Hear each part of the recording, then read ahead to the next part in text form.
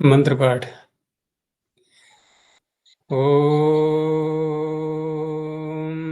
सहनाववतु सहनौ भुनक्तु सह वीर्यं करवावहै तेजस्विनावधीतमस्तु मा विद्विषावहै। ॐ शान्तिः शान्तिः शान्तिः। प्रथमा वृत्ति की 216वीं कक्षा, तीसरे अध्याय के प्रथम पाद का 139वां सूत्र चलेगा। कोई प्रश्न?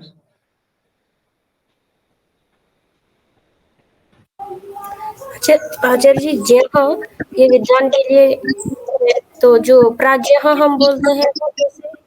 दोबारा प्रश्न करो, आवाज ढंग से नहीं आई। जानने वाला विद्वान को कहते हैं, और प्राज्ञ वो कैसे बनता है? वो भी विद्वान के लिए है ना? प्रज्ञ से प्राज्ञ बनता है। पहले प्रज्ञ बना लेंगे, ठीक है ना। और प्रज्ञ से प्रज्ञ एवं प्राज्ञ स्वार्थ में अण प्रत्यय करके उसमें फिर प्राज्ञ बनता है। प्राज्ञ प्रज्ञ से बनेगा, सीधा है ना, सीधा नहीं बनेगा ऐसे धातु से प्रत्यय करके, वहां प्रातिपदिक से प्रत्यय होगा, फिर प्रज्ञ प्रातिपदिक से।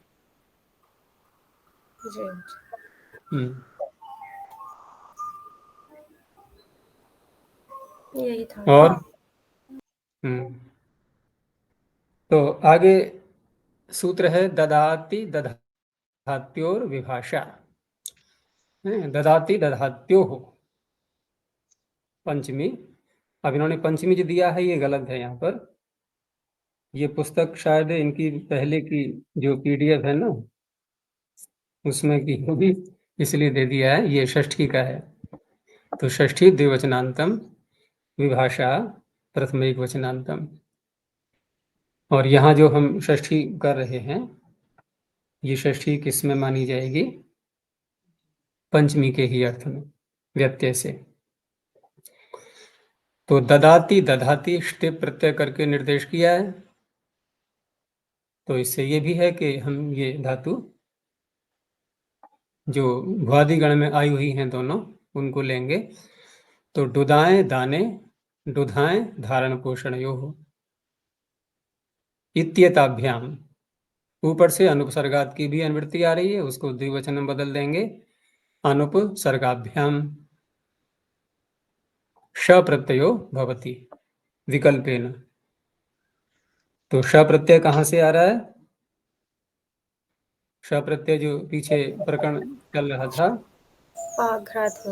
पाघ्रात्मा भेट दृशः शः, यहाँ से श प्रत्यय आ रहा है। तो विकल्प से श प्रत्यय होगा। अब विकल्प से श प्रत्यय होगा तो पक्ष में कौन सा प्रत्यय होगा? तो हम ये देखेंगे कि जो आकारांत धातुएं हैं उनसे कौन सा प्रत्यय कहा गया है सामान्य रूप से? प्रत्यय श नहीं, श तो हम इससे कर रहे हैं, क प्रत्यय बोल रहे हो?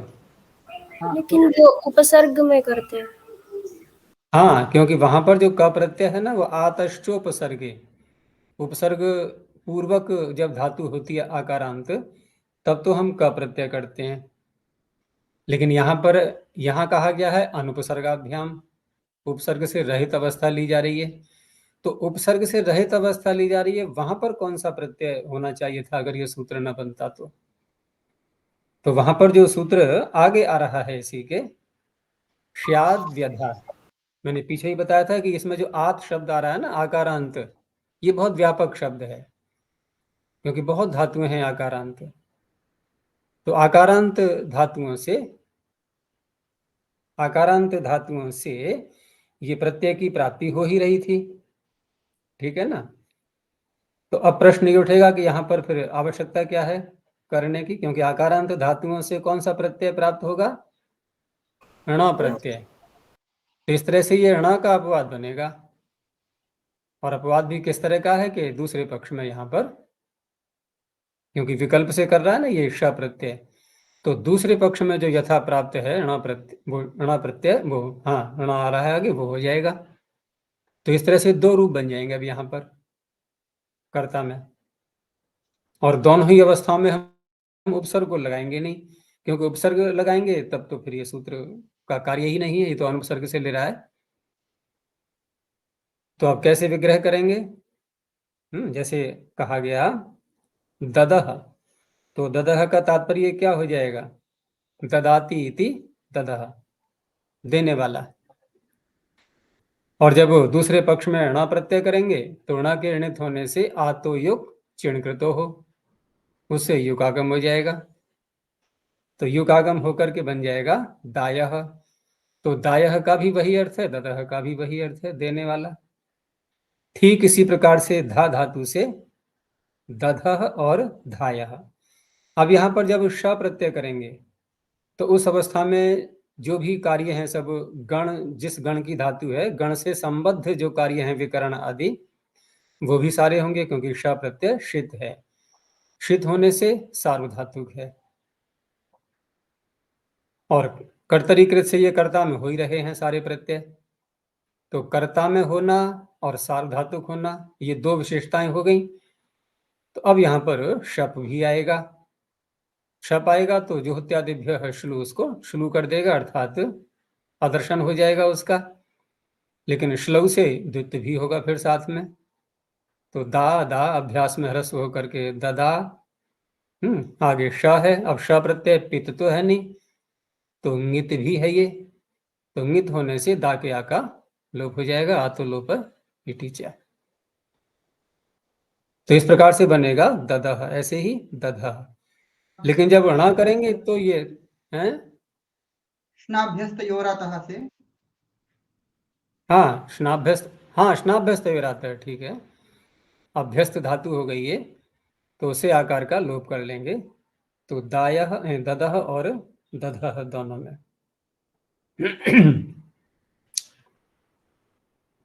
ये हो गया। आगे है सूत्र ज्वलिति कसंतेभ्यो णः।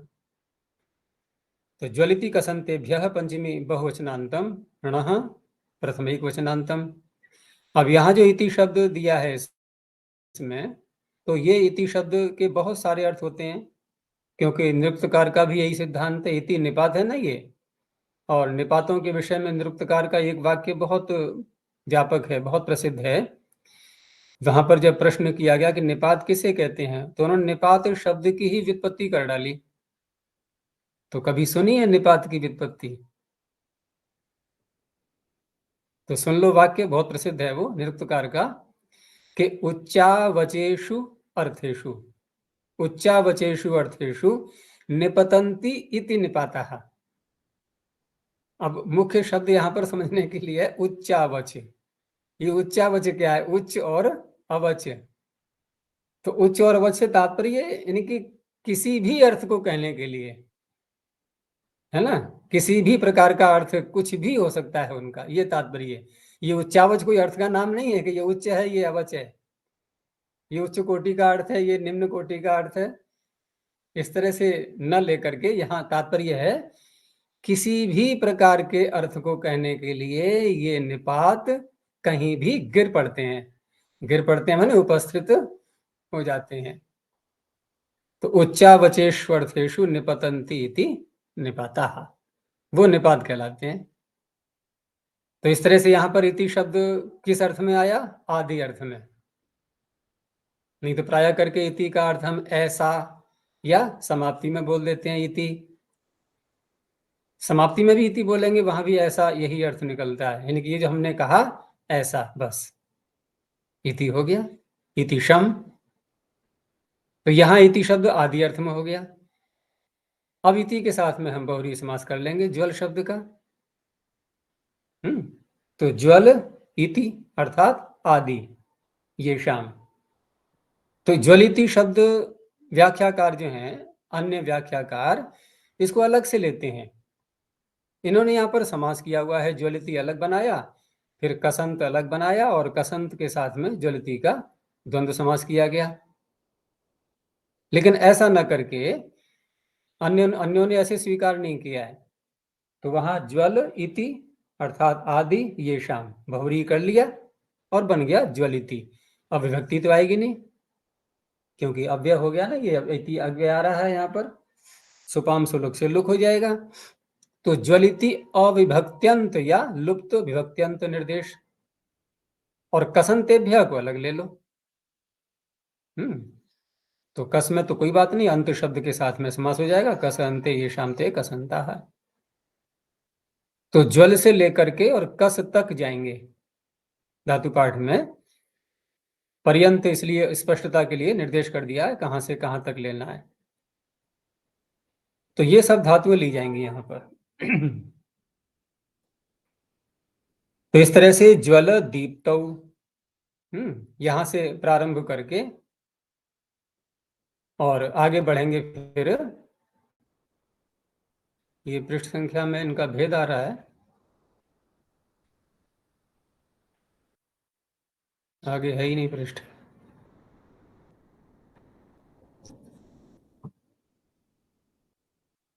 ये कौन सा पृष्ठ था? 39, 40, 41 नहीं दिख रहे हैं इसमें कहीं भी। चलो पुस्तक में देख लेना।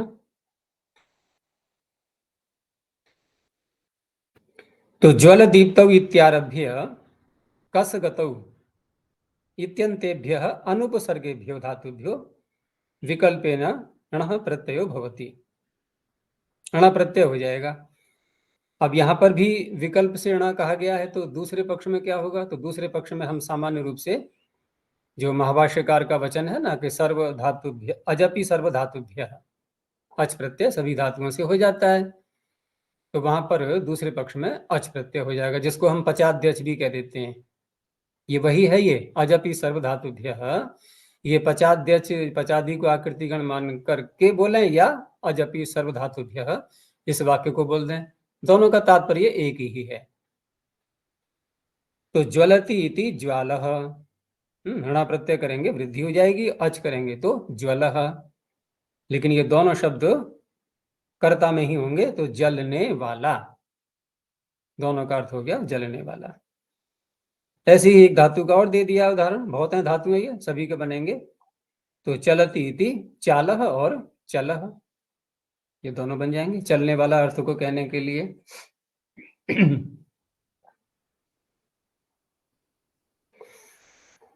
तो ये हो गया ज्वलिति कसंतेभ्यो णः। एक धातु इसमें और भी बाद में जोड़ते हैं, जैसे वार्तिक के रूप में दिया है कि तनोतेरणस्य उपसंख्यानम कर्तव्यम, क्योंकि तन धातु भी ऐसी है जिसका कर्ता में ण प्रत्यांत प्रयोग मिलता है। अवतान शब्द का जो प्रयोग होता है, तो वहां पर विस्तृत होने वाला अवतनोति इति अवतान, वहां तन धातु से प्राप्त नहीं था, तो उससे भी विधान कर दिया है। अब अगले सूत्र को देखो, ये बहुत लगता है क्योंकि इसमें आप शब्द आया हुआ है केवल इस कारण से, बाकी तो धातुएं गिनी हुई हैं, केवल आप जो है ये बहुत व्यापक बन जाता है इसमें। तो श्याद यथा श्रु संस्रवतीर्णवसाव ह्री लिह श्लिष श्वसश्च, इसको बंद ही करता हूं अभी क्योंकि यहाँ पर ये पृष्ठ अभी नहीं आ रहा है इसमें।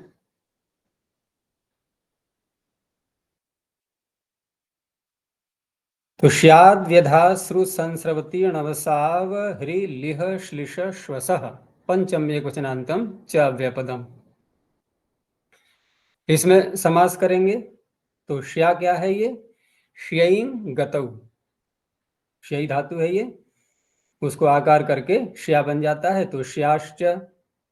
आगे आत है इसी के, आच, फिर व्यधश्च, फिर आंग उपसर्ग पूर्वक श्रु धातु आश्रुश्च, फिर उसी को ले लिया है सम लगा करके संसृष्च, फिर अति लगा करके इण धातु तो अतीर्ण च, अव लगा करके शो अंत कर्मणि आकार करके अवसाश्च, फिर अवहरी, अवहरी च लिहश्च श्लिषश्च, और श्वश्च, इस तरह से समाहार द्वंद्व हो जाएगा सभी का। अब यहाँ पर कुछ धातुएं तो उपसर्ग युक्त पढ़ी गई हैं और कुछ धातुएं उपसर्ग रहित पढ़ी गई हैं। तो जैसी पढ़ी गई हैं उसी प्रकार से करेंगे। जो सोपसर्ग है वहां सोपसर्ग से ही होगा, और बाकी धातुओं से हम यूं भी कह सकते हैं कि सोपसर्ग और निरुपसर्ग, वहां दोनों से हो जाएगा।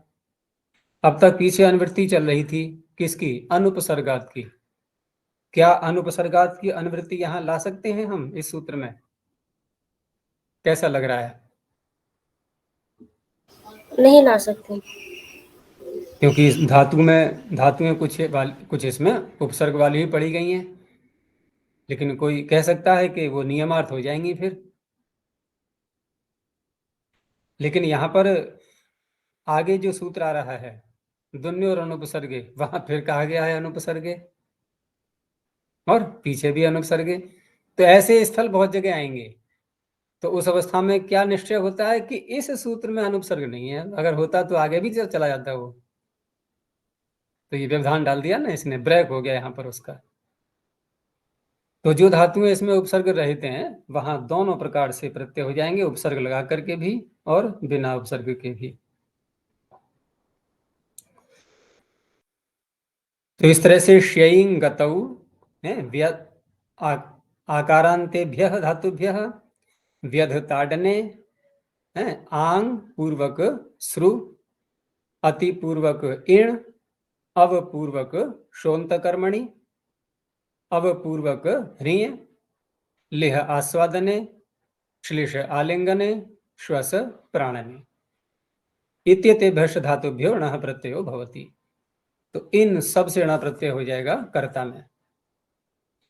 अब यहां पर एक प्रश्न उठ सकता है कि जब इसमें आकारांत धातुएं ले ली गई हैं तो इसमें दो धातुएं और भी तो हैं ऐसी जो आकारांत पढ़ी हैं अतिरिक्त।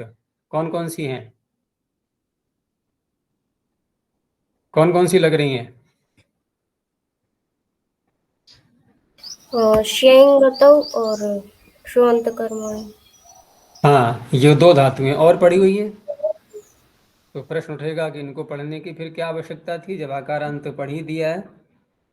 तो वो इसलिए है क्योंकि वहां पर साथ में, जैसे हम उसको लेते हैं यदि शोअंत कर्मणि, तो पीछे आकारांतों से हम पहले ये देखो कि अगर ये सूत्र न होता पूरा पूरा ही सूत्र को हटा दो, तो जितनी भी जिसमें आत पड़ा हुआ है और श्यइंग और शो भी ले लो, तो सामान्य रूप से कौन सा प्रत्यय प्राप्त था? आतश्चोपसर्गे से क प्रत्यय प्राप्त था। ठीक है ना? आकारांतों से क प्रत्यय की प्राप्ति थी आतश्चोपसर्गे सूत्र से, और उसको रोकने के लिए यहां पर इस सूत्र में ग्रहण किया गया। तो अच्छा जी, उपसर्ग, श्येंग में तो उपसर्ग नहीं है ना, तो उससे प्राप्त नहीं हाँ, होगा।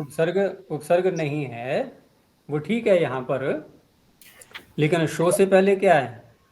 शो से अव है। शो से पहले अ दे दिया गया, अब दे दिया गया है ना? हाँ जी। तो वो तो उपसर्ग के नियम, उपसर्ग लगा दिया है साथ में, तो वहां नियम हो जाएगा। क्योंकि केवल यदि आकारांत अगर ले लेंगे तो आकारांतों से सोपसर्ग अनुपसर्ग सभी तो आ जाएंगे उसमें, केवल आकारांत वाले भाग में यदि ग्रहण करेंगे तो यहाँ पर तो ये नियमार्थ हो जाएगा कि अब यदि उपसर्ग लगाना है, यानी कि अब पूर्वक उपसर्ग लगा करके ही यहाँ पर ण प्रत्यय होगा। ठीक है ना?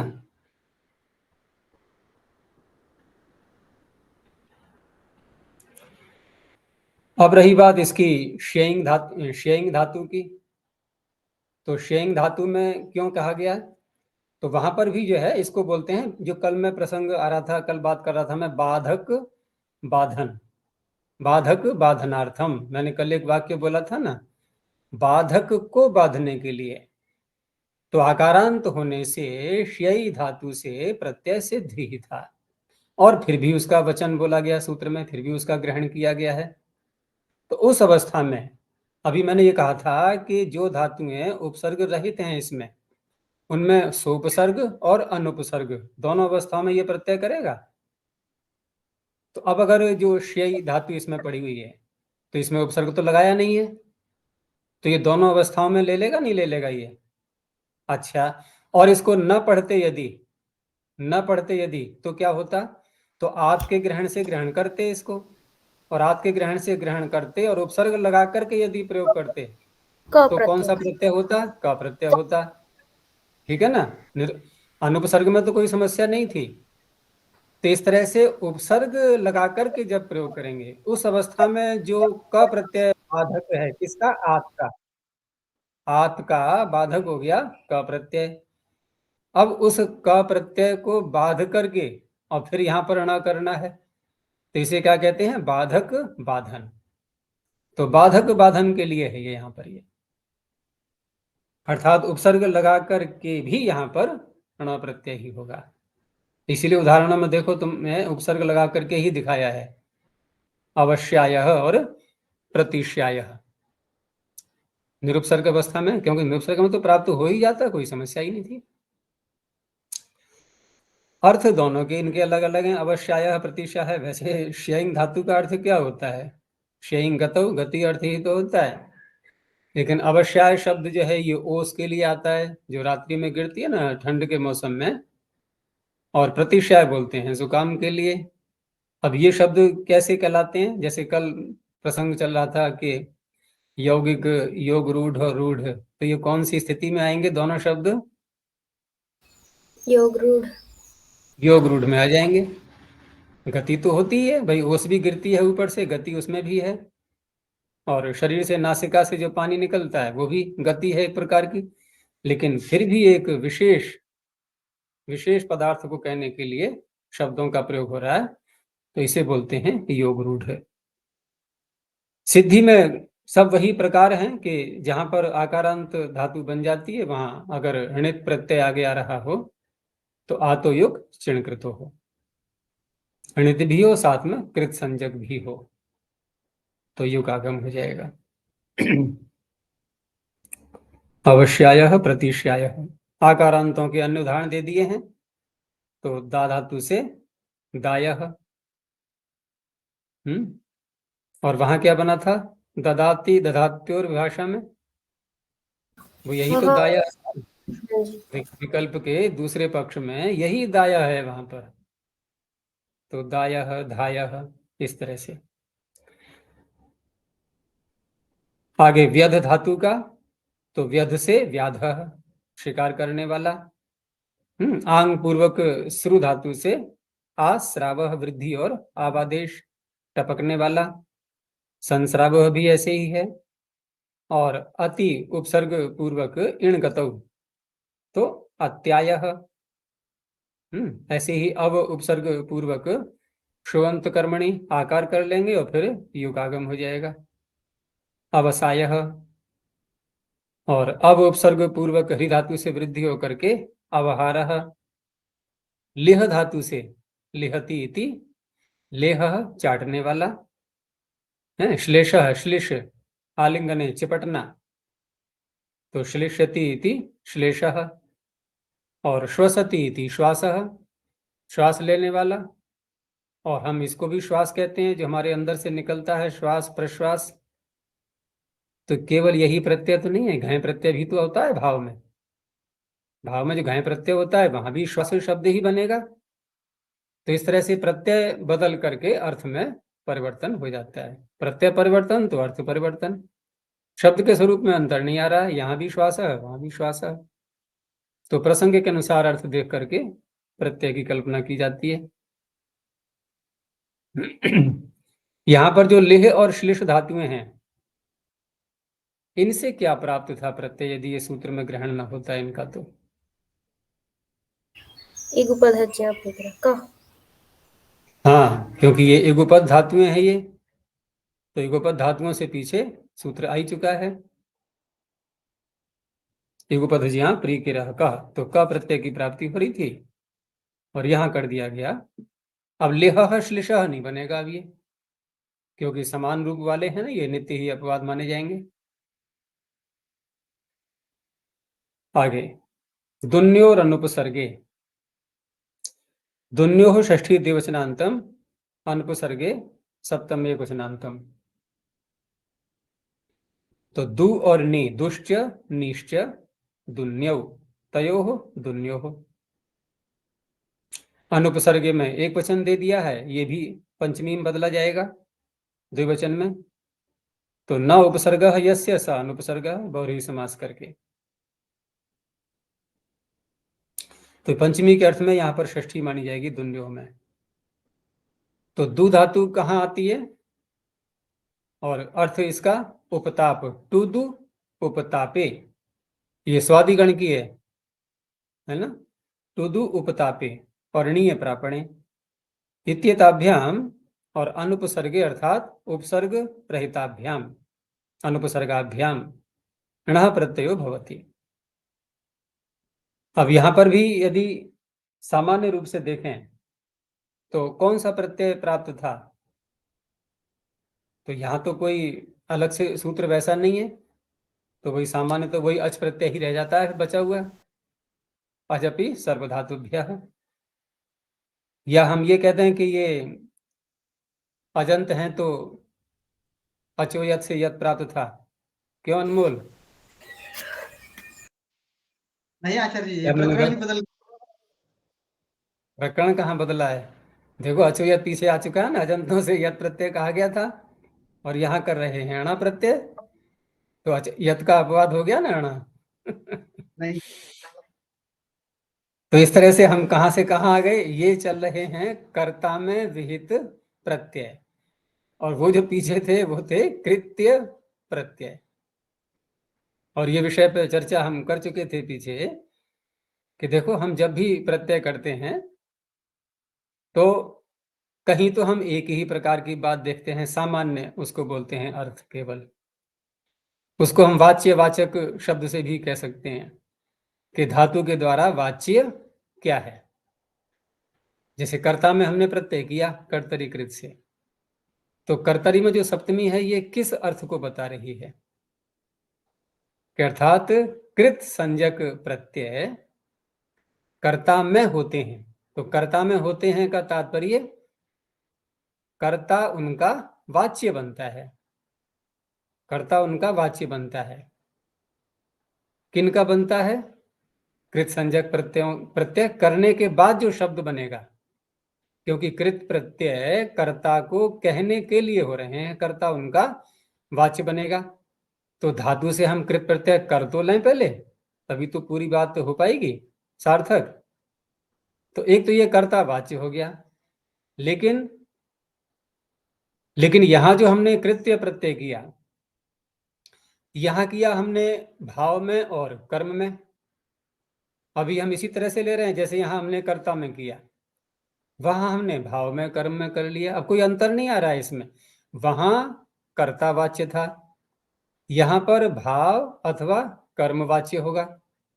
तो वाच्यत्व दोनों में समान है कि यहां प्रत्यय होने के बाद पूरा शब्द कर्म को कहेगा या पूरा शब्द भाव को कहेगा। लेकिन अब एक बात उसमें और बढ़ जाती है जो कि कर्तरीकृत के साथ नहीं बढ़ रही थी। यहां मात्र केवल कर्तावाच्य था बस, और कोई विशेषता नहीं आई थी। और कहीं कहीं विशेषताएं आती भी हैं तो वो सूत्रकार को बताना होता है साथ में। लेकिन कृत्य प्रत्ययों के साथ में एक विशेषता और जुड़ जाती है फिर, कि वहां जो प्रत्यय किया गया है भाव को या कर्म को कहने के लिए, तो वहां साथ में क्रिया को सामान्य रूप से करना, आवश्यक रूप से करना, योग्यता आना है, कर्म में योग्यता आना, भाव में योग्यता आना, ये सारी बातें जो अन्य जुड़ जाती हैं वो यहां पर कर्तरी कृत के साथ नहीं जुड़ेंगी। तो इतना अंतर पड़ जाता है कृत्य में और कृत में, तो ये ध्यान रखना होता है। इस तरह से यहां जो प्रसंग चल रहा है ये केवल कर्ता वाच्य बनेगा यहां पर। इसलिए हम ये नहीं कह सकते कि अचोयत का अपवाद है ये, क्योंकि अचोयत जो है ये विषय ही दूसरा है वहां पर। तो दू धातु से टू दू उपतापे, उपताप अर्थ है इसका, तो विग्रह कर लेंगे, स्वादिगण की है, दोनोती इति दावह। अब दावह जो हम जो दावानल बोलते हैं, यही तो दाव शब्द है। षष्ठी समास कर दो उसमें। दाव माने, दाव किसे कहेंगे आप? नहीं, षष्ठी समास नहीं, वहां पर उसका कर्मधारय करेंगे। अनल कहते हैं ना अग्नि के लिए, अग्नि के लिए। और यहाँ पर जो दाव शब्द है वो भी साथ में जोड़ा गया, तो दावानल। तो दावानल जो वनों में अग्नि लग जाती है, अभी भी उत्तराखंड में बहुत से वृक्ष जल रहे हैं। ऑस्ट्रेलिया के वनों में बड़ी भयंकर आग, अब तो पता नहीं क्या स्थिति है, बहुत भयंकर आग लगी हुई थी वहां भी। तो ये ऐसी अग्नि अपने आप लग जाती है घर्षण से। और प्राय करके जब ग्रीष्म ऋतु आती है तो सारे वन के वन सब जल जाते हैं, खड़े हुए पेड़ सब। बड़ी भयंकर अग्नि लगती हैं। बहुत तरह प्रयास करते हैं उसको समाप्त करने का, लेकिन हो नहीं पाता है। तो यही है वो दाव शब्द। तो दाव इन्होंने वन अर्थ किया है यहाँ पर, लेकिन वो अग्नि से संबद्ध होते हुए। ऐसी नयति थी नायः, तो नायः का तो वही अर्थ होगा जो अणुबुल त्रिचौ से हम त्रिच प्रत्यय करके या अणुबुल करके नायक, नेता, वही अर्थ यहाँ पर नायक का है।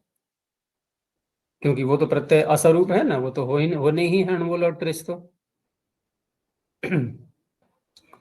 विभाषा ग्रहः, विभाषा प्रथमैक वचनांतम, ग्रहः पंचमेक वचनांतम। अब देखो कहीं कहीं पर पाणिनि कर्तरीकृत एक सामान्य सूत्र विधान होने के पश्चात भी, जैसे अभी मैं बता रहा था कि कहीं विशेष निर्देश भी कर देते हैं साथ में, तो कर्ता में होने पर भी, अब फिर भी यहां पर जो गेह शब्द पड़ा गया है, तो इसका तात्पर्य है कि कर्ता में तो होगा ये प्रत्यय, लेकिन वो कर्ता भी एक विशेष होगा, सामान्य कर्ता नहीं, कोई भी कर्ता नहीं। तो वो कर्ता कौन होगा? गेह। ये गेह शब्द क्या है? गृह, घर। तो ये कौन सी धातु हो गई? कोई धातु नहीं है, नहीं मिलेगा ये। तो कल्पनाएं की गई हैं इसमें ऐसे ही कि ग को अलग किया गया, फिर ई धातु जोड़ी गई। तो पौराणिक परंपरा में ग से फिर कुछ अन्य अर्थ लिए गए यहाँ पर, और उसको जहाँ उसको ई चेष्टायाम, चाहना, इच्छा करना। तो कई प्रकार से इसकी उत्पत्ति की गई है, लेकिन कुल मिलाकर के हम ये देखेंगे, क्योंकि पाणिनि स्वयं प्रयोग कर रहे हैं, प्रयोग तो आ रहा है, ये शब्द बहुत प्रयोग में आता है, प्राचीन ग्रंथों में आया हुआ है गेह शब्द, और ये गृह के ही अर्थ में आता है। लेकिन वो इस तरह से उत्पत्ति नहीं है कि सामान्य रूप से हम धातु प्रत्यय से बना करके कर लेते हैं, उस तरह से नहीं है ये। तो यहां पर जो कर्ता होगा वो गेह कर्ता होना चाहिए। तो गेहे कर्तरी वाच्य ग्रह धातु हो कह प्रत्ययो भवति, क प्रत्यय हो जाएगा इसमें। आचार्य अभी ये विभाषा ग्रह है ना? अच्छा, विभाषा ग्रह रह गया, ठीक है, पहले विभाषा ग्रह को ले लेते हैं। तो विभाषा प्रथम एक वचनांतम, ग्रह पंचम एक वचनांतम। तो ग्रह धातु हो विभाषा विकल्पेन णः प्रत्ययो भवति। तो दूसरा पक्ष विकल्प का क्या बनेगा? अगर कोई विशेष सूत्र नहीं है तो सीधा वही अच प्रत्यय, ये सर्वत्र ध्यान रखना है। तो ग्रह धातु से हमने दो शब्द बनाए, लेकिन यहाँ पर ऐसा भी लिया गया है कि ये जो विभाषा शब्द है, तो कहीं कहीं पर जो सूत्रों में विभाषा पढ़ा जाता है तो उसको व्यवस्थित विभाषा ऐसे कह करके भी बताया गया है। और व्यवस्थित विभाषा का तात्पर्य क्या होता है? प्रयोग विकल्प में। होने पर भी, विकल्प होने पर भी एक पक्ष में जो शब्द बन रहा है वो किसी और अर्थ को कहेगा, दूसरे पक्ष में जो शब्द बन रहा है वो किसी और अर्थ को कहेगा। इसे कहते हैं व्यवस्थित विभाषा। एक ही अर्थ को कहने के लिए दो शब्द नहीं आएंगे। और देखो यहां पर ऐसा ही है, ग्राह का कुछ और ही अर्थ है और ग्रह का कुछ और ही अर्थ है। तो ग्राह किसे कहते हैं? वो जो मगरमच्छ होता है, व्युत्पत्ति वैसे ही होगी, गृह्णाति इति ग्राह, पकड़ लेता है वो तुरंत ही। हाँ, बड़े से बड़े भयंकर पशुओं को भी अगर बड़ा मगरमच्छ है तो ले लेगा अपने मुख में जरा देर में, और बहुत झटके से पकड़ता है बिल्कुल। उसकी पकड़ में आने के बाद फिर निकलना असंभव है, फिर नहीं निकल पाता कोई प्राणी। एक बार पकड़ में आ जाए उसकी, बस फिर नहीं छोड़। उसके दांत ही ऐसे भयंकर होते हैं सब हड्डी उड्डी तोड़ डालते हैं जिसको भी पकड़ेगा। तो वो तो हो गया ग्राह, लेकिन ग्रह नहीं कहते उसको मगरमच्छ को, विकल्प होने पर भी। ग्रह दूसरे अर्थ में आएगा अच प्रत्यय करेंगे जब। तो ये ग्रह सारे हैं ही, जिसको हम सैटेलाइट बोल देते हैं, उपग्रह, ग्रह, इनमें आता है ग्रह शब्द। अर्थ वहां भी यही है, गृहणातीति ग्रह। भाई ये भी ग्रह जो है, ये सब प्राणी मात्र को अपने में लिए हुए हैं, पकड़े हुए हैं सब। अब पृथ्वी के ऊपर हम लोग निशंक होकर के चलते फिरते हैं, कभी डर लगता है कि कहीं गिर न जाए? गिरने का तात्पर्य किधर गिरना? अब शब्द बोलने में आएगा ऊपर को, ऊपर ऊपर कैसे गिरेंगे? नीचे गिरना तो सुनने में आया है, ऊपर गिरना क्या होता है? ये ऊपर से नीचे गिरते हैं, नीचे से ऊपर को गिरते हैं। लेकिन यहाँ ऊपर नीचे क्या है? यहाँ हम किसको ऊपर कहें और किसको नीचे कहें? गोल पृथ्वी है, चारों ओर हम लोग पृथ्वी के चारों ओर विद्यमान है, पृथ्वी के ऊपर। लेकिन अब नीचे ऊपर शब्द किसको कहा जाए? ये शब्द सापेक्ष होते हैं ना। तो यहाँ गिरने का तात्पर्य यही है कि पृथ्वी पर अगर हम अपने को ये मानते हैं कि हम ऊपर नहीं गिर पाएंगे, तो हमारे नीचे जो देश है अमेरिका, फिर उनकी क्या स्थिति होगी? उनका सिर किधर को है? तो हम सापेक्ष रूप से यही तो बोलेंगे कि उनका सिर नीचे की तरफ है, तो वो उनको मान लो वो गिर पड़ेंगे फिर। और अमेरिका वाले ये कहेंगे कि भारत वाले गिर पड़ेंगे। लेकिन ना भारत वाले गिर रहे हैं ना अमेरिका वाले गिर रहे हैं। तो क्यों नहीं गिर रहे हैं? क्यों? गिरनाती इति ग्रह, पृथ्वी ने पकड़ा हुआ है हमें, इसीलिए ग्रह है ये। अच्छा जी, ये तो हम शब्द की उत्पत्ति में ही हमने ग्रेविटी का अर्थ कर दिया। तो शब्द की विपत्ति में ही तो अर्थ निकलेगा। अच्छा जी, ग्रेविटी, उसमें ग्रह है। इसमें ग्रेविटी में गारंटी, ग्रह, ग्रेविटी, हाँ ग्रेविटी में, ग्रेविटी में ग्रह आ ही रहा है, तो वही है। वो तो होता ही है। जैसे हम जितने भी शब्द इंग्लिश में आते हैं, टी आता है जहां पे, जैसे नेशनैलिटी है, gravity, integrity, T T T की भरमार मिलेगी। ये टी वास्तव में क्या है? ये हम जो तल प्रत्यय करते हैं ना संस्कृत में, तस्य भावस तो तलऊ, ये तल ही है। ये तल का ही बिगड़ गया है। ये वहां ता बोल देते हैं, यहाँ ती बोल देते हैं। और देखो जितने भी टी प्रत्यांत शब्द हैं इंग्लिश में, टी अंत में जो आ रहा है, ये सब भाववाचक हैं कि नहीं है? देखो हिंदी में अर्थ क्या करेंगे हम? नेशनलिटी का अर्थ क्या होगा? राष्ट्रीय ता, राष्ट्रीयता, राष्ट्रीयता, आई तो बोलेंगे। इंटेग्रिटी, एक ता, एकता, सब जगह ता आएगा। तो तल प्रत्यय का ये ती बन गया है यहाँ पर तैसे ही यहाँ पर अच्छा जी, यहाँ ग्रेविटी का क्या करेंगे?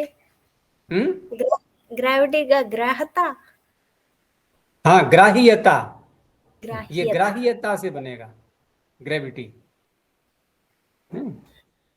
पकड़ने का भाव, पकड़ने योग्य होना, ग्राह्यता।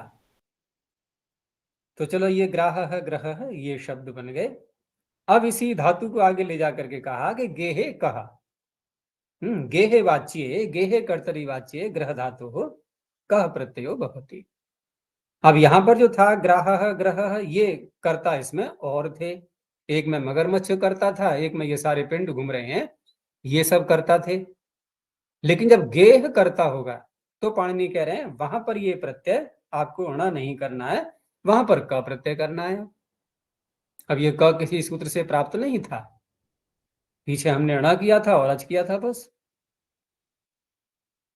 अब यहां पर ये बन जाएगा, क्योंकि क प्रत्यय कर लिया है तो संप्रसारण भी होगा धातु को।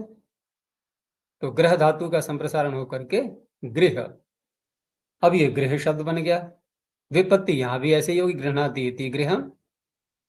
घर भी हम लोगों को पकड़ लेता है, यानी कि ग्रहण कर लेता है सब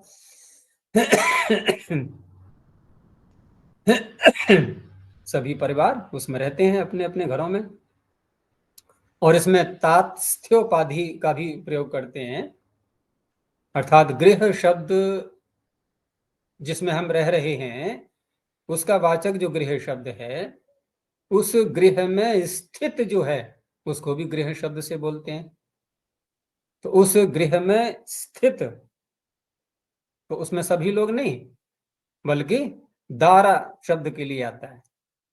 तो महिलाओं के लिए दारा, उसको भी गृहा कहा गया है, पत्नी के रूप में। सारी महिलाएं नहीं, क्योंकि दारा शब्द पत्नी विशेष के लिए प्रयोग में आता है ये, और पुल्लिंग में आता है ये दारा शब्द बहुवचन में।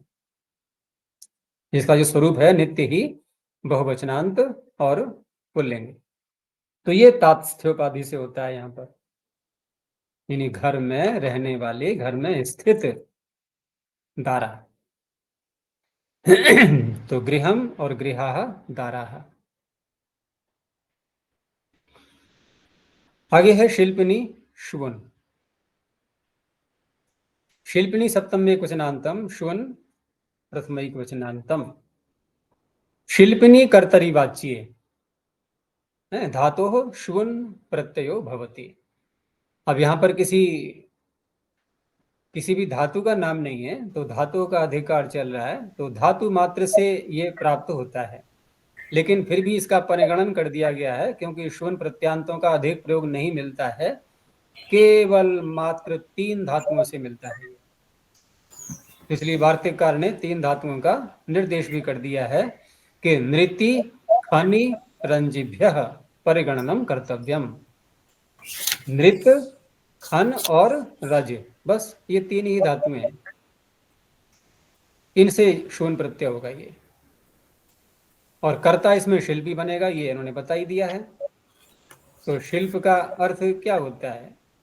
तो जो क्रिया कर रहा है व्यक्ति, वो उस क्रिया को करने में कुशलता से कर रहा है, कुशल है वो उसको बड़ी अच्छी प्रकार से करने वाला है, और एक व्यवसाय का रूप धारण कर लेता है, उससे अपनी आजीविका चलाता है वो। इसलिए हम हिंदी में शिल्पी का अर्थ ले लेते हैं कलाकार, है किसी हुनर का, किसी विशेष विद्या का जानने वाला, कारीगरी उर्दू में बोल देते हैं, कारीगर।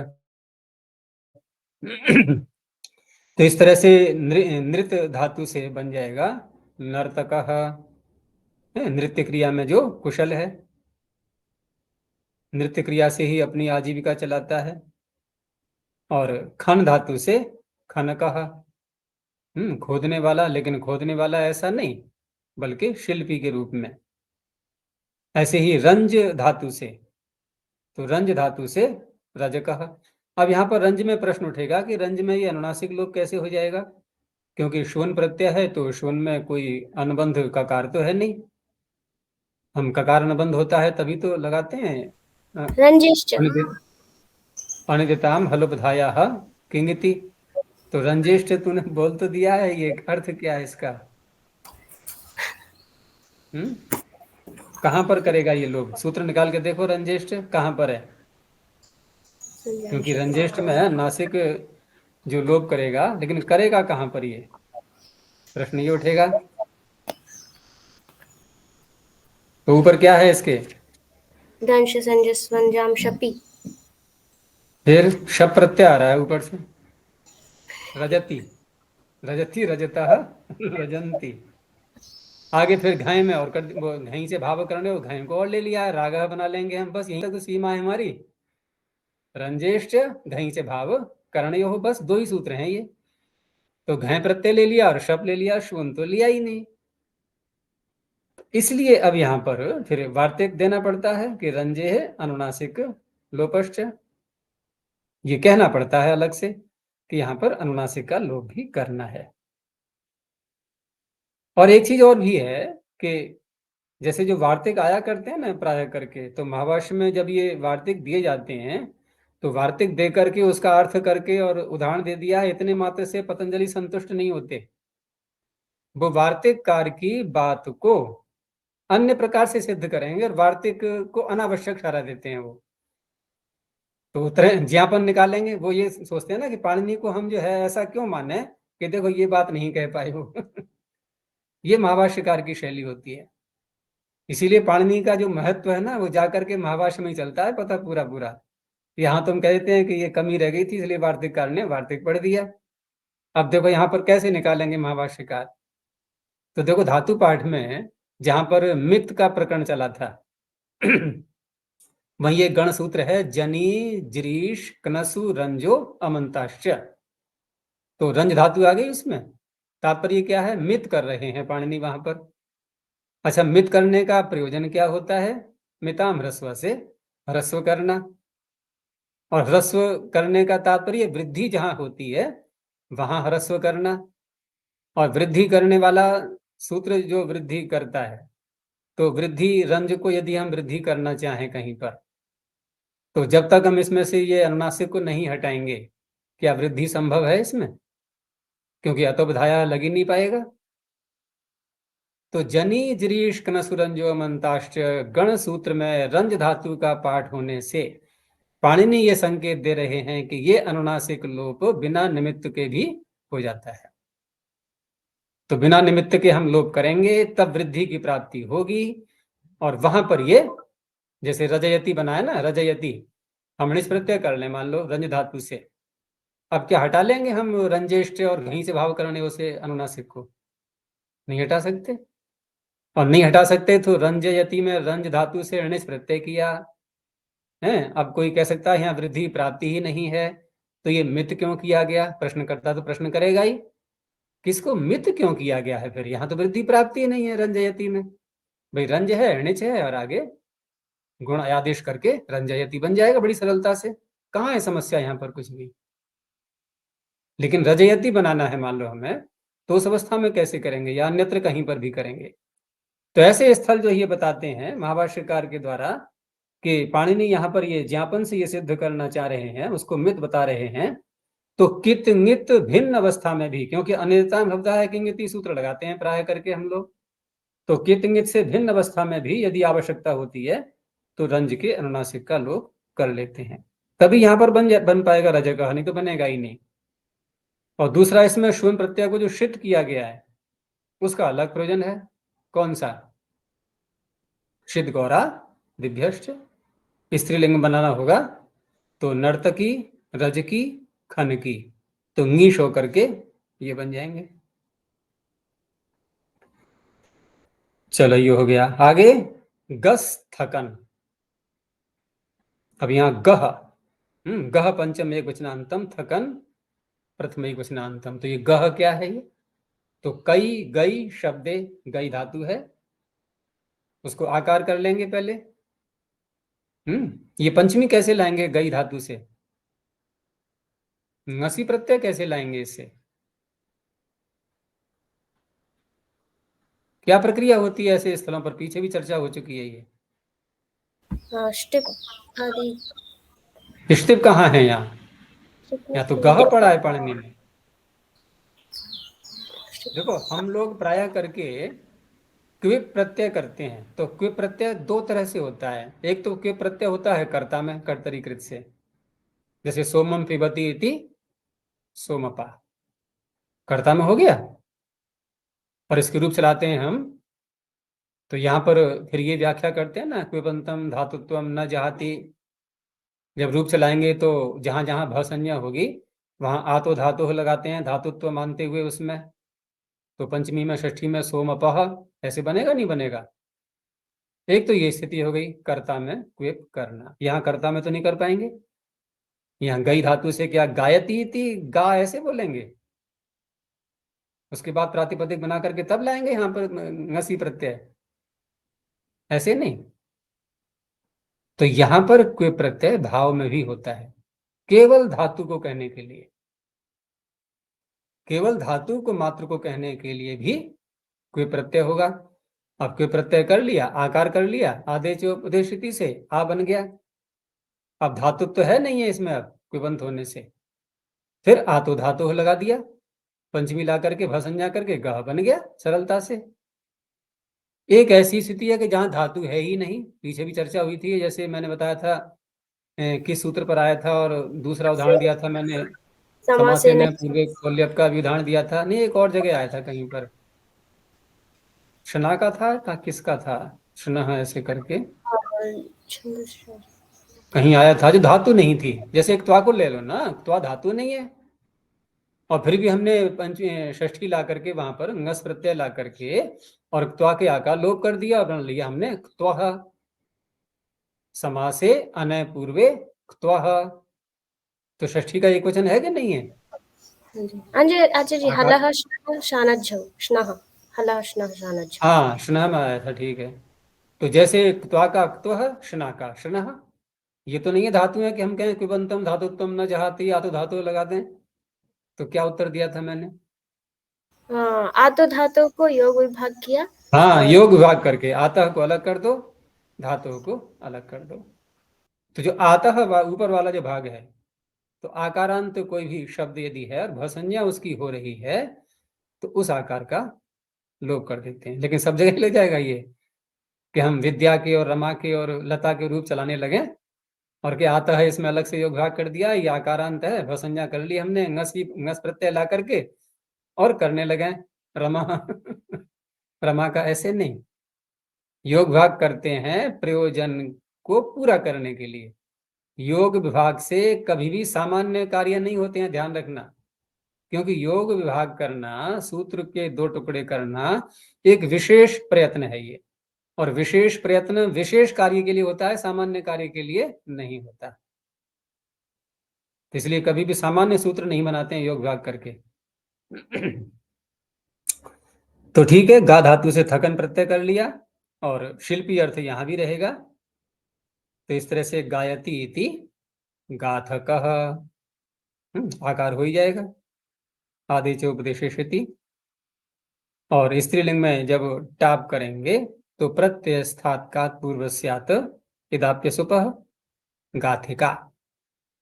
तो दोनों का अर्थ क्या हो गया? कोई शिल्पी, कारीगर, गाने का जिसका व्यवसाय है, गाने वाला, गाने वाली, इस तरह से। एक और प्रत्यय जोड़ दिया इसी में, ण्युट च, ण्युट प्रथम एक वचनांतम च व्यपदम। तो च से यहां पर ऊपर से धातु ले लेते हैं। तो गा धातु हो शिल्पनी अभिधेय ण्युट प्रत्योपि भवति, ण्युट प्रत्यय भी हो जाएगा। तो ण्युट का बचेगा यू, यू को अन, और णित होने से युट, आतो युग चिणकृतो युगागम हो जाएगा। तो गायनः गायनी, अब इस तरह से बन जाएगा। तो यहां भी अर्थ वही है। अब यहां पर क्योंकि ण्युट किया है तो स्त्रीलिंग में जैसे वहां बनाया था गाथिका, लेकिन यहाँ पर गायना नहीं बनेगा, यहाँ पर ण्युट प्रत्यय टित है, तो टिट ढाने से नीप हो जाएगा, तो गायनी। आगे हश्च व्रीहि कालयो हो, प्रथम पंचम एक वचनांतम च व्यपदम व्रीहि कालयो हो सप्तमी द्विवचनांतम। अब पीछे भी जैसे शिल्पनी कहा था, कर्ता में प्रत्यय विहित होने पर भी विशेष रूप से कौन सा कर्ता होना चाहिए, ये बताने के लिए भी पाणिनि कहीं कहीं पर निर्देश कर देते हैं। तो उस क्रिया को करने वाला प्रत्येक कर्ता को नहीं कहेगा वो शब्द, फिर विशेष कर्ता को ही कहेगा। तो यहां विशेष कर्ता है दो, व्रीहि और काल। तो व्रीहि कालयो हो अभिधेयो हो, हा धातु हो नुट प्रत्ययो भवति। अब यहां पर हा धातु प्रक्रिया वही है, जैसे गह बनाया था ऐसे ही ह बनेगा पंचमी में, आतो धातु लगा करके। लेकिन हा धातु सामान्य रूप से कही गई है, अनुबंध कोई नहीं लगाया गया है। तो फिर जब अनुबंध नहीं लगाते हैं पाणिनि, तो जितनी भी धातुएं हैं अनुबंध लगी हुई, वो सारी आ जाएंगी उसमें। तो ओहाक त्यागे, ये भी आ गई, ओहांगतौ, ये भी आ गई। तो एक ज्योत्यादि गण की है, और एक कहाँ की है? नहीं, दोनों ही है ज्योत्यादि की, एक आत्मनेपद की है, एक परस्मैपद की है। तो इस तरह से दोनों से व्रीहि और काल जब कर्ता के रूप में कही जाएंगे, व्रीहि होता है धान्य, तो कोई विशेष धान्य ही होगा जिसके लिए शब्द आएगा। और काल से तात्पर्य यहाँ पर सामान्य काल नहीं, बल्कि एक विशेष काल। कौन सा? 365 दिन वाला, यानी कि पूरा वर्ष। पूरा वर्ष जो कालवाचक शब्द है उसके लिए आता है ये प्रयोग में। अब इसको खोलने की आवश्यकता नहीं पड़ी पाणिनि को कि वर्ष को कहा जाएगा, मास को या घंटे को नहीं कहा जाएगा इस तरह से, क्योंकि ये शब्द बहुत प्रसिद्धि को प्राप्त था क्या, अब भी है। हायन शब्द अभी प्रयोग में आता है और ये वर्ष के लिए आता है, पूरा 1 वर्ष की अवधि को कहने के लिए। तो यहां पर व्युत्पत्ति कैसे करेंगे अब? जैसे धान के लिए कहना है, व्रीहि के लिए, तो उस अवस्था में कौन सी धातु आनी चाहिए? तो इन्होंने जो क्रम दिया है ना, ये थोड़ा पलट गया है प्रथमा विभक्ति में। अर्थ करते समय ओहांगतो पहले बोला है, ओहाग त्यागे बाद में बोला है। लेकिन उदाहरण में ओहाग त्यागे का उदाहरण पहले है। जो हायना जो दिया है ना, हायना स्त्रीलिंग में धान्य विशेष, ये स्त्रीलिंग का प्रयोग है ये। तो यहां व्युत्पत्ति कैसे करेंगे? ओहाग त्यागे की व्युत्पत्ति करो, जहति है, जहाति, जहाति, जहीतः, जहति। तो बहुवचन में अगर विग्रह करेंगे तो जहति। तो जहति उदकम, जो उदक को छोड़ देते हैं, ऐसे धान्य विशेष जो उदक को छोड़ देते हैं। देखा होगा ना, जब धान्य पक जाते हैं तो पानी नहीं लगाते कभी भी उसमें, फिर एकदम सूखा रखते हैं उसके लिए। लेकिन जब तक पेड़ पूरा नहीं हो जाएगा तब तक पानी में ही डुबो के रखना पड़ता है। कितना अंतर हो गया अब। अन्य फसलों में ऐसा नहीं होता है, पानी लगाया कुछ दिन के लिए, फिर नहीं लगाया, फिर कुछ दिन बाद लगाया, फिर नहीं। लेकिन धान्य कैसा होता है? निरंतर पानी में उसका वृक्ष को डुबोना पड़ता है। पूरा नहीं, उसकी नीचे की डंडी जो होती है वो पानी में ही डूबी रहेगी। लेकिन एक समय आता है कि पानी बिल्कुल बंद कर दिया, वो छोड़ देता है उदक के लिए, अब नहीं चाहिए। तो जहति उदकम इति हायना, बहुवचन में करेंगे तो। एक वचन में जहाति। अब क्योंकि ऐसे शब्द बहुवचन में ही आते हैं प्राय करके, कोई एक धान के लिए नहीं कहा जा रहा है। अब दूसरा जो शब्द है वो ओहांगत, उसे बनाएंगे। तो वहां क्या विग्रह होना चाहिए? उसका रूप कैसे चलेगा आत्मनिपद में? जिहीते, जिहीते, जिहाते, जिहते। जैसे यहां था जहाति, जहीता, जहति, और वहां जिहीते, जिहाते, जिहते। तो वहां भी छोड़ना ही अर्थ होगा। तो वर्ष क्या करता है? जो वर्ष है, साल है, जो कुछ भी हो रहा है, ठीक है ना, निरंतर जो कुछ भी हो रहा है उसको छोड़ता जाता है वो। समय क्या है? हम लोग कहते हैं ना कि गया हुआ समय वापस नहीं आता। तो व्युत्पत्ति इसकी की गई है जिहीते भावान। भावान से तात्पर्य जो कुछ भी भाव है, भाव माने होना, उसको वो छोड़ रहा है। अर्थात एक क्षण बाद प्रत्येक क्रिया भूतकाल की बन जाती है, एक ही क्षण में वर्तमान रहेगी बस। तो भूतकाल की बनती गई, बनती गई, बनती गई सारी क्रियाएं, जो कुछ भाव हो रहा है भूतकाल में परिवर्तित होता गया, होता गया, और पूरे 365 दिन बीत गए। इसे कहते हैं हायन। तो जिहीते भावान इति हायन, लिख लेना इसकी व्युत्पत्ति, इसमें दी नहीं है इन्होंने। आगे, प्रुसृल्वः समभिहारे वुन। प्रुसृल्वः प्रथमा बहुवचनांतम, समभिहारे सप्तम एकवचनांतम, वुन प्रथम एकवचनांतम। कुछ व्याख्याकारों ने इसको प्रुसृल्वः को पंचमी का भी माना है। वो इस तरह से कि प्रू, श्री और लू का समास करके समाहार द्वंद्व कर लेंगे। अब समाहार द्वंद्व में क्या होता है? समाहार द्वंद्व जब करेंगे तो कैसे होना चाहिए फिर? क्योंकि नपुंसक लिंग होता है ना, तो नपुंसक लिंग में क्या बनेगा फिर? प्रुसृलु।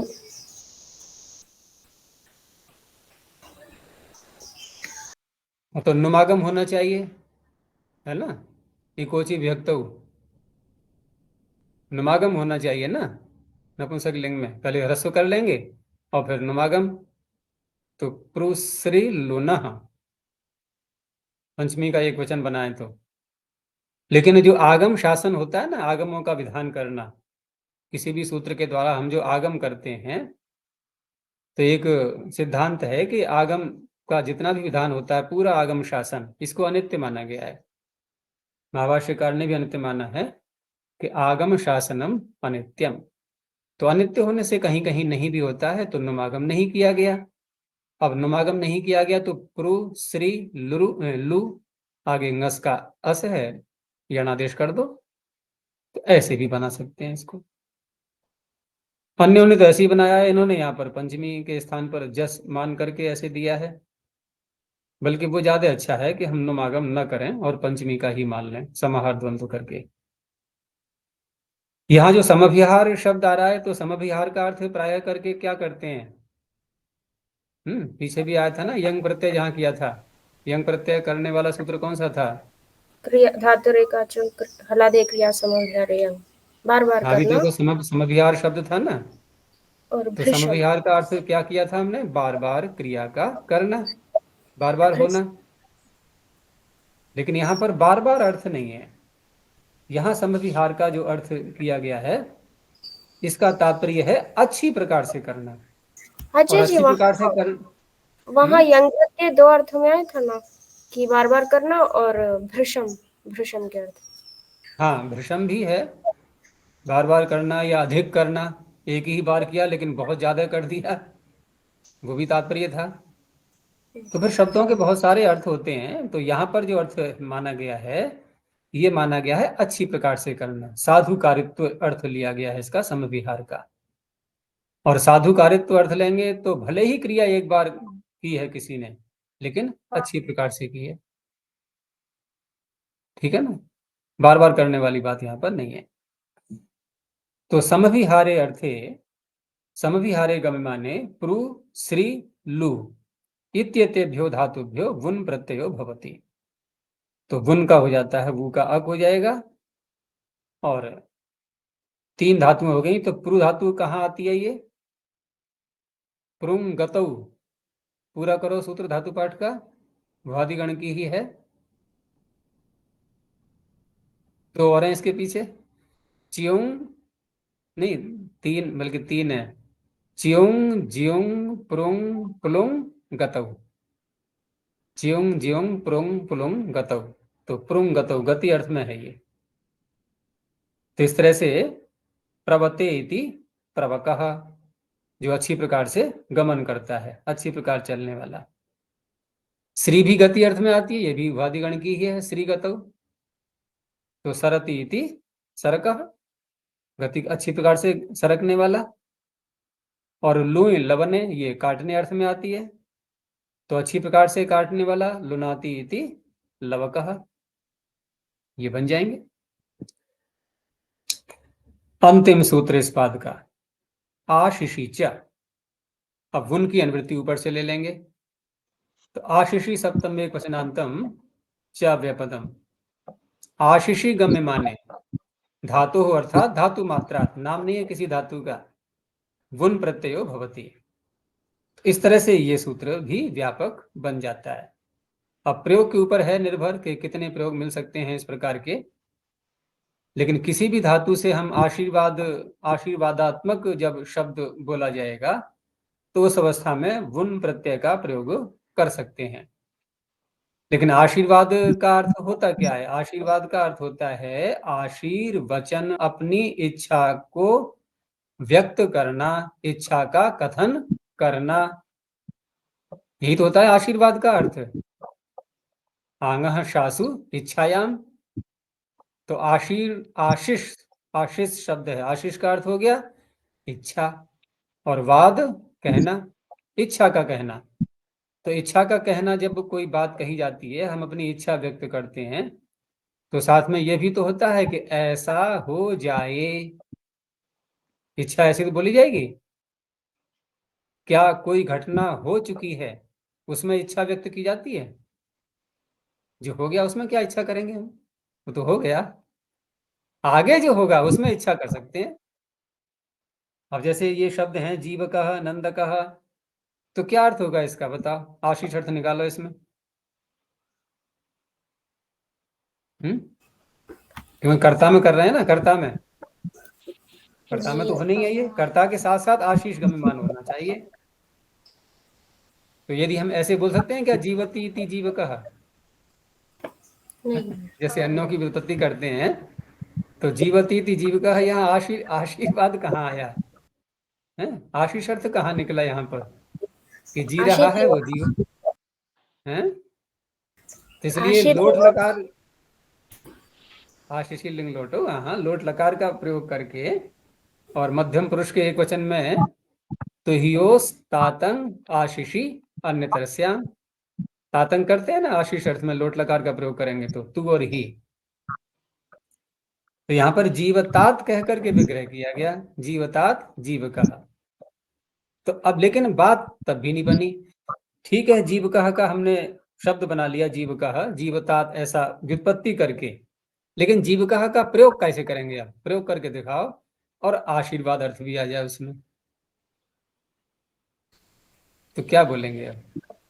देवदत्तः देवदत्तो जीवको भवे। देवदत्त, देवदत्तो जीव को भव भवे भवेत।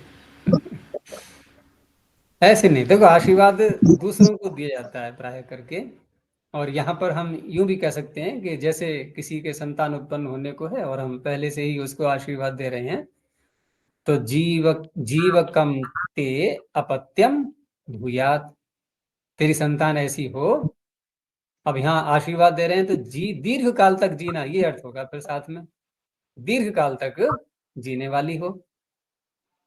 है ऐसे ही नंदक शब्द में भी जोड़ सकते हैं कि नंदनम ते भूयात, ते अपत्यम नंदनम भूयात, तेरी संतान कैसी हो? प्रसन्न करने वाली सभी को, या स्वयं प्रसन्न होने वाली। ठीक है ना, दोनों प्रकार से ले सकते हैं।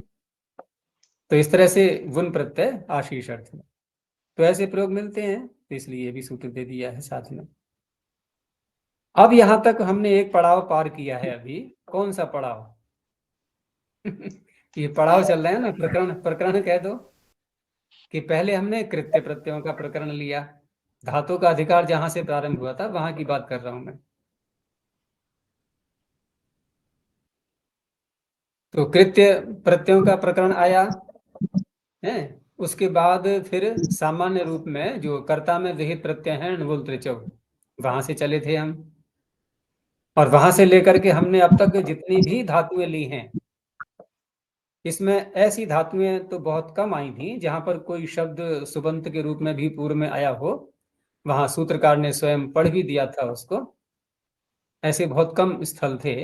लेकिन अब जो आगे दूसरा पाद प्रारंभ होगा, तो वहां पर क्योंकि सप्तम्यंत पद तो यहाँ भी आए थे, सप्तम्यंत पद यहाँ आने पर भी उपपद रहते ये अर्थ नहीं किए थे हमने, जैसे अभी आशीषीच है, शिल्पनी शुन है, ये समभिहारे सप्तम्यंत तो ये भी है। लेकिन अब जो आगे सप्तम्यंत पद आएंगे तो वहां पर उपपद साथ में जोड़ करके अर्थ करेंगे। अब जो आगे सूत्र आएंगे वहां पर हम फिर समास की प्रक्रिया भी साथ साथ चलाएंगे उपपद मतिंग से, ये चलेगा प्रकरण अब। ठीक है, बस यहीं तक रखते हैं। प्रणव ध्वनि। ओ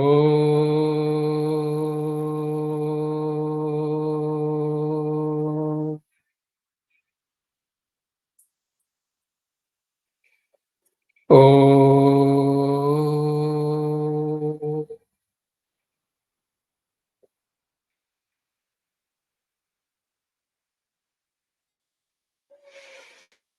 ओ